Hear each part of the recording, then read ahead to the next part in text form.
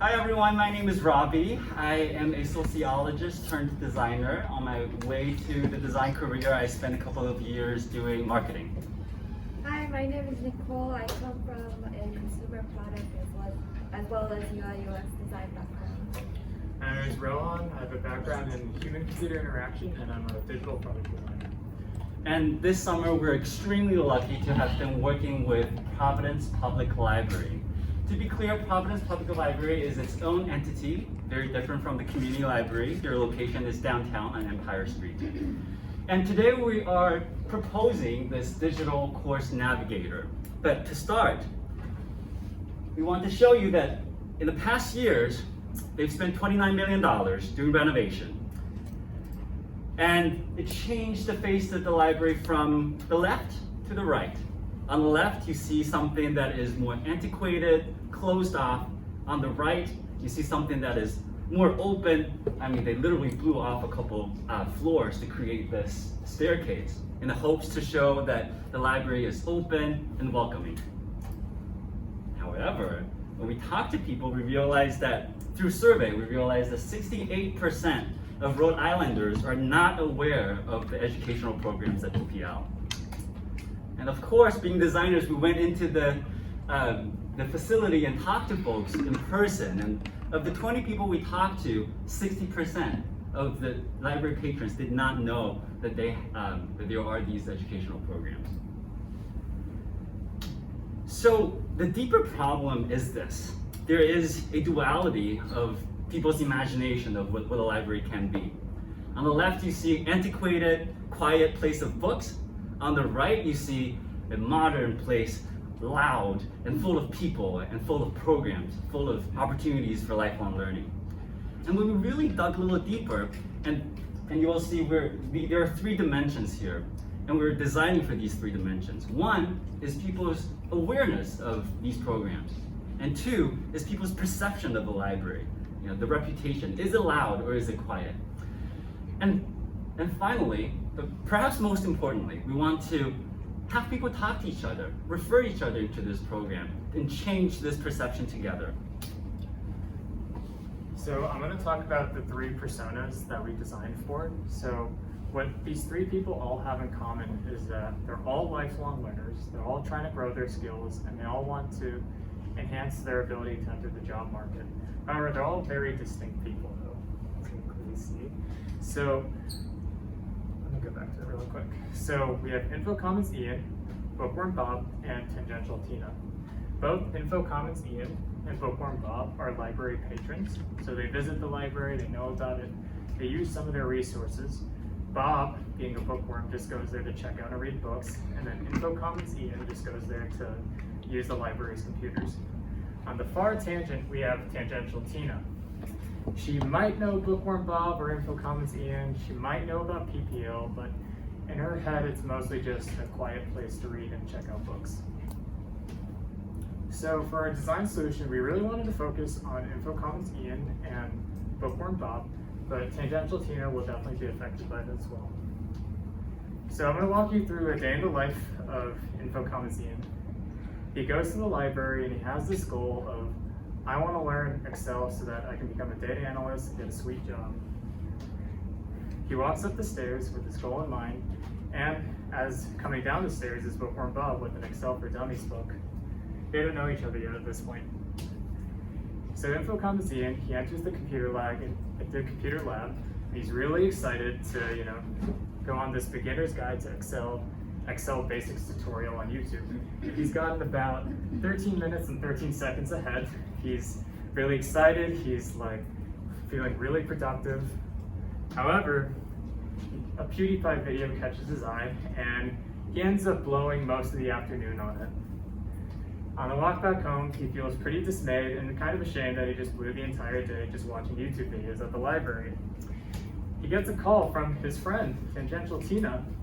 She asks him what he did the entire day. He says, I had a great time at the library, spent 10 minutes just watching Excel videos, but then for the rest of the day, I ended up just watching PewDiePie. And Tangential Tina's just like, okay, cool. So at the end of the day, we have Info Commons Ian. He's dismayed that, while he did go to the library, he didn't really do anything there. Bookworm Bob is just stuck reading books, and then Tangential Tina has no idea what PPL is good for. So when thinking about the 3 design dimensions that we wanted to focus on, it's important to foster awareness, foster engagement, and change people's perception of the library as well. I'm going to hand it off to Nicole, who's going to talk about our final design solution. Actually, Robbie. will be talking. So Ian's day will be very different with this intervention. It's going to be a very special day for him. Because as he walks up the atrium, he sees this big screen and he sees bubbles that are moving, and he was like, whoa, that's cool, let me see what it is. And so he interacts with this interface. He touches the screen that prompts him to learn more. Very quickly, he realizes that, oh, I'm actually here for Excel. I wonder if library actually offers any of these classes. So very quickly, he went onto the left side of the screen, selected subject, and very easily found Excel classes. He was like, okay, that's easy enough. So he clicked on that bubble, which popped up and showed more information. He wants to learn more information about when the class is gonna be, any description, which were obvious. And then he very easily signed up. After he signed up, he was like, wait, there's a referral friend. I remember my friend Tina, and right now she's working at a diner, but she's talked to me about wanting to, up her career. So I'm gonna send an email to her very quickly. So after that, he went back to his usual path, went to Info Commons, opened YouTube, etc. Okay, this is later in the day. Tina had finished her work at the diner, and she received an email from Ian, and she was like, "Whoa, Ian just sent me an email because it's my friend. I'll click on it." And she was like, "Whoa, Excel, interesting." So she proceeded to have a conversation with Ian about what this whole thing is and Ian's experience at the library, and decided to sign up too. Fast forward a month. You have both Ian and Tina showing up at the Excel workshop, and very interestingly, Bob, through this intervention, has also found his way into this class. As a result, PPL has not only delivered knowledge, but also built a community of these 3 people who were previously on the desperate paths. Wow, that was great. Thank you.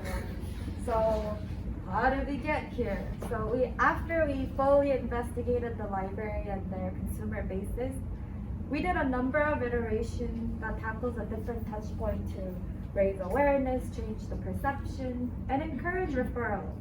So this prototype was designed with the consideration of placing an intervention seamlessly within the spatial navigation of our target users inside the library. As you can see in the sketch, we imagined to place this on the wall of the atrium, which is placed in the lobby, which is also exactly the place that every library visitors have to walk in order to get into the library. When we tested this on some participants, they really liked the large scale of the prototype, which was catching their attention, and also having it easy to follow along the information without getting lost or confused. One minor feedback we did receive was that fun should be incorporated into the experience more to engage the user a little more. We also foresaw some feasibility issue with having an angled screen, which might be tough for a library to implement or replace the screen in terms of cost. Next, going further, placement.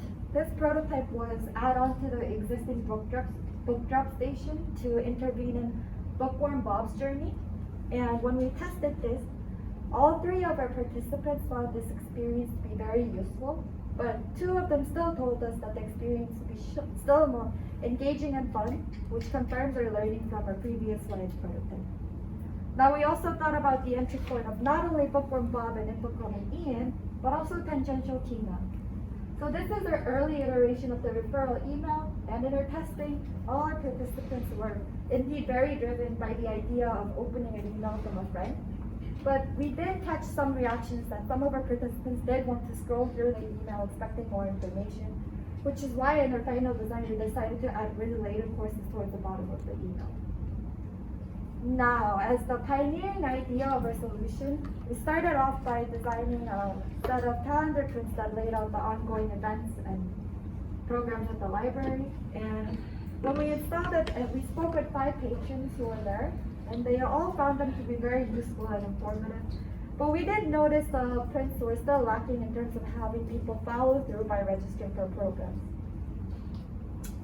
And moving on, thanks to a co-design session we had with a library patron who fits our user persona, we were able to identify trust as one of the key values we need to incorporate into our solution. So as our initial approach to our digital intervention, we created a splash page in which we aim to clearly state all the benefits of taking a program at PPL in a minimized fashion so that we can be concise and straight to the point. When we tested this on 5 participants, all of them liked the clarity of the website, but the majority of them still wanted to see more content, especially that it catered to their needs. So in the next iteration, we created a course discovery tool which users can use to find and register for courses. In this testing, all of our participants actually found the experience to be useful and intuitive, which is why we decided to go forward with the course discovery experience. So based on all of these feedbacks on usability, placement, and the different feelings evoked from the experience, we took a first pass into our final solution. So this screen, we placed it on the 2nd floor right between Info Commons room and the book stack, which is in fact the space that both of our persona walks by during their journey. And we tested this on 5 different library visitors. So we received a lot of positive feedback saying that the interface was very intuitive to use, and the experience was very informative, not only for themselves, but also for their friends and family who would be interested. But the only minor usability feedback we received was that out of 5 people, 2 of them found this screensaver video to be a bit confusing because the bubbles were moving in different directions. And one person told us that it was initially hard to spot these filter buttons because the buttons were on the big screen and it was farther away from their eyesight. So based on these added feedback, we took a final pass into our solution, which Robbie earlier showed in Ian's journey.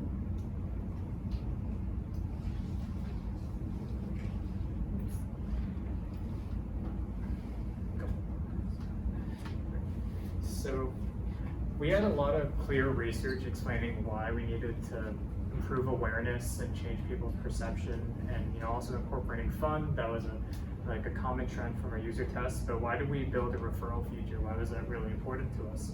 So we did some outside research into how did museums, what are strategies that they use to grow their membership? And we found a couple of related stats. So the first from Nielsen, 92% of people trust recommendations from friends. From the Wharton School of Business, companies with formalized referral programs experience 86% more revenue growth. And from Facebook Business, 1 in 3 of Facebook's 2.4 billion users now use the platform to give and receive recommendations. So what all of these stats are essentially arguing towards is that there is a clear digital precedent for referrals, for people sharing and giving recommendations for others. So having really explained what we have designed, the reasoning behind it, and the iterations that supported that journey, we realized that there's just a lot more work to be done, right? There's additional considerations that we think are really important. We wish we had the capacity to explore, but we wanted to list them out and talk about them. First of all is change management. Programs change very often, so it's pretty important to have an admin view to enable librarians to edit the content, so that's a software development issue. And then 2, there's dimensionalities of accessibility. Because we are proposing the digital solution, how do we make sure people are not as frustrated as this? So there might be language barriers, there might be barriers for digital literacy. So these are important things to consider too. And 3, delight, surprise, and fun. So that is something that we considered in our process, but we wish we could have done more because, well, everyone told us they wanted to be fun. So we would encourage the library to do consistent research on what is fun for this community, how do we make it more accessible while being fun, things like that. And lastly, but perhaps the most important point is that we want to explore the versatility of digital. This is an aspect that is kind of captured by the multiple entry points that we've designed for, seeing how this experience could be easily plugged into Bob's journey, Ian's journey. But most importantly, realizing that this is a digital product, anyone could access it, from the comfort of their home, on an iPad, on a phone, or on a desktop. So this is where we want to get to. We want to unlock this, remove this barrier for people to connect with the resources at the library. And we hope that this is a vision that could, shape the future of libraries and make sure the library does become a public infrastructure that serves the community for its good. Thanks. Thank you. Yay.